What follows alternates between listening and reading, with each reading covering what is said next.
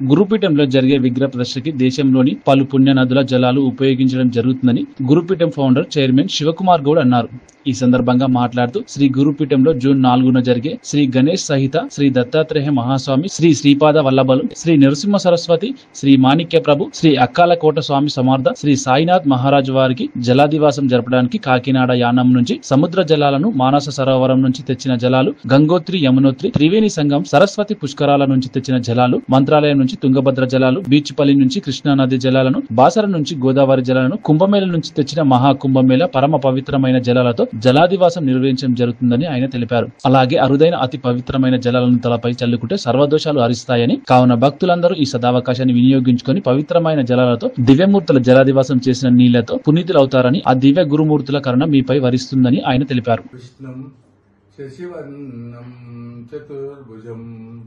ప్రసన్నవదనం ధ్యాయేత్ సర్వవిఘ్నోపశాంతయే సర్వవిఘ్నోపశాంతయే.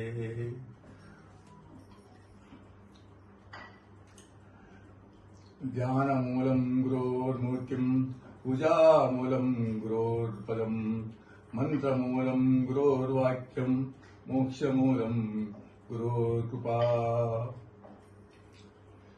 గురుర్బ్రహ్మ గురుర్విష్ణు గురుర్దేవో మహేశ్వరః, గురుః సాక్షాత్ పరబ్రహ్మ పరం బ్రహ్మ తస్మై శ్రీ గురువే నమః.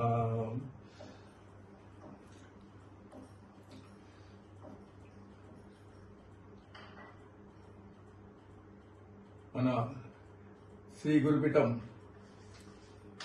గూడూరులో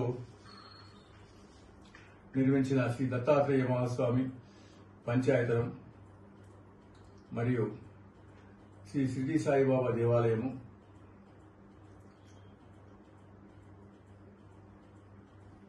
ఆది వృక్షాల పంచవటిలో జూన్ 3, 4, 5వ తేదీల్లో దివ్యమూర్తుల ప్రాణప్రతిష్ఠ పూజా కార్యక్రమము ఉన్న విషయము భక్త మహాశయులందరికీ తెలుసు.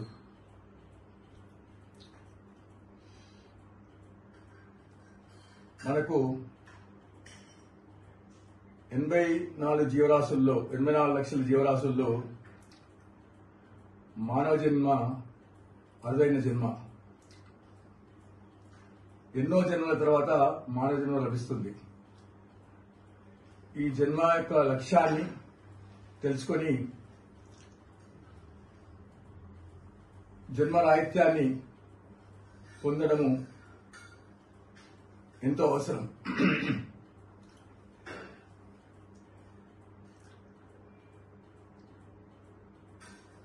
మన యువకుల భవిష్యత్తు, ఇక్కడ మన ప్రాంతం యొక్క ప్రజల భవిష్యత్తును దృష్టిలో ఉంచుకొని ఈ మహాక్షేత్రం దత్తాత్రేయ మహాక్షేత్రాన్ని ఇక్కడ నిర్మించడం జరిగింది. దత్తాత్రేయ అవతారము 21 అవతారాల్లో 6వ అవతారము. భగవంతుని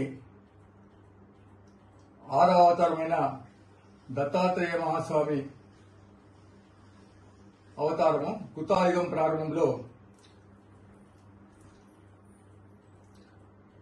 వెలువడి నిరంతరంగా ప్రతి యుగంలో అవతరిస్తూ యోగుల రూపంలో మనుషులందరినీ ప్రక్షాళన చేస్తూ ఉంటారు. దత్తాత్రేయ అవతారంకు ముగింపు లేదు. అలాంటి దత్తాత్రేయ అవతారము కృతాయుగం కన్నా ముందు 16 అవతారాలు, షోడశ అవతారాలని 16 అవతారాలు ఉన్నాయి. తదుపరి కలియుగంలో ఉన్న అవతారాలు 12 అవతారాల్లో ఇక్కడ మన శ్రీ గురుపీఠంలో దత్త పంచాయతీ దత్త అవతారాలతో ఇక్కడ ఈ మహాదేవాలయాన్ని నిర్మించడం జరిగింది. గర్భాలయం చుట్టూ గురువులు ఆది గురువులైన వ్యాస భగవానులు సాక్షాత్తు శ్రీమన్నారాయణ స్వరూపులు, దక్షిణామూర్తి, వ్యాస భగవానుతో పాటు ఈ కలియుగ దత్తావతారులు అందరినీ కూడా మనము ఈ గర్భాలయం చుట్టూ ఏర్పరచడం అయింది. ఇంతటి మహాత్మ్యం కలిగిన ఈ దత్త క్షేత్రాన్ని దర్శించిన వారు, ఇక్కడ పూజించిన వారు పునీతులవుతారు అనడంలో కూడా ఎలాంటి సందేహం లేదు. ఇక్కడ ఈ దత్తాత్రేయ క్షేత్రాన్ని స్థాపించడం మన భారతదేశం నుండి మొట్టమొదటిసారిగా ఒక గురువుకు ప్రాధాన్యత ఇచ్చి ప్రత్యేకంగా ఒక గురుపీఠాన్ని ఏర్పరచిన ఉద్దేశంతో ఇక్కడ ఈ దత్తాత్రేయ క్షేత్రము స్థాపించడం జరిగింది. ఇక్కడ ప్రాముఖ్యత ప్రతి నిత్యము జరిగే అష్టోత్తరాలతో పాటు నిత్య పూజల్లో కాకుండా నిరంతర నామస్మరణ ఉంటుంది. దిగంబర దిగంబర శ్రీపాద వల్లభ దిగంబర అనే నామస్మరణం ఇక్కడ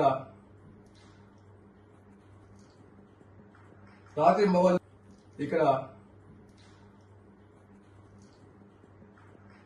మొవల్ 24 గంటలు నామస్మరణ చేయడానికి ఏర్పాటు చేయడం జరుగుతుంది. తర్వాత నిరంతర సత్సంగాలు, నిరంతర నామస్మరణ ఈ దేవాలయాల్లో ఉంటుంది. పక్కనే షిరిడి సాయినాథ్ దేవాలయం నిర్మించాము. షిరిడి సాయినాథ్ దేవాలయంలో షిరిడిలో ఏ విధంగా అయితే పూజా కార్యక్రమాలు జరుగుతాయో అదేవిధంగా ఇక్కడ పూజలు నిర్వహించబడతాయి. నిరంతర సత్సంగ కార్యక్రమాలు ఉంటాయి, నిరంతర భజనలు. తర్వాత 4 సమయాలలో కాకర హారతి, మధ్యాహ్న హారతి, సంధ్యాహారతి, శేజార్తులు యథావిధిగా ఉంటాయని భక్త మహర్షులందరికీ తెలియజేస్తున్నాం. 3వ తారీఖు నుండి ప్రారంభమయ్యే జూన్ 3వ తారీఖు నుండి ప్రారంభమయ్యే ఈ కార్యక్రమంలో ముఖ్యంగా 4వ తారీఖు నాడు జలాదివాసంలో ఇంకా కొన్ని క్షేత్రాల నుంచి గంగోత్రి, యమునోత్రి, తర్వాత త్రివేణి పుష్కరాలు, సరస్వతి పుష్కరాల నుంచి కూడా నీరు తెప్పించడం జరిగింది. ఇంతకుముందే నేను వివరించాను. యానం నుండి సముద్ర జలాలు, తర్వాత తుంగభద్ర జలాలు, కృష్ణా జలాలు, గోదావరి జలాలు, మానసరోవర్ జలాలు, మహాకుంభమేళ జలాలతో మనము ఇక్కడ జలాదివాసం నిర్వహించబోతున్నాము. కాబట్టి ఈ అతి పవిత్రమైన జలాలతో మనము జలాదివాసం చేసిన ఈ నీటిని మనము స్పృశించినట్టయితే, మన తలపై చల్లుకున్నట్టయితే ఎంతో శ్రేయస్కరము, సర్వశుభాలు కలుగుతాయి. మనకున్న అశుభాలన్నీ తొలగిపోతాయని భక్త మహర్షులను తెలియజేస్తూ ఈ సదవకాశాన్ని ఎవరు కూడా మిస్ కాకుండా ఈ 4వ తారీఖు కూడా చాలా శ్రేష్టమైన దినంగా భావించి 4వ తారీఖు నాడు ఉదయం వచ్చి జలాదివాసంలో పాల్గొనాలని, తదుపరి 11 గంటలకు మన విశ్రాంత న్యాయమూర్తి, తెలంగాణ హైకోర్టు విశ్రాంత న్యాయమూర్తి జస్టిస్ చంద్రకుమార్ గారు మరియు సాయి భక్తులు శ్రీ మైనంపాటి ప్రసాద్ గారు వారి యొక్క ప్రవచనాన్ని తెలియజేస్తారు.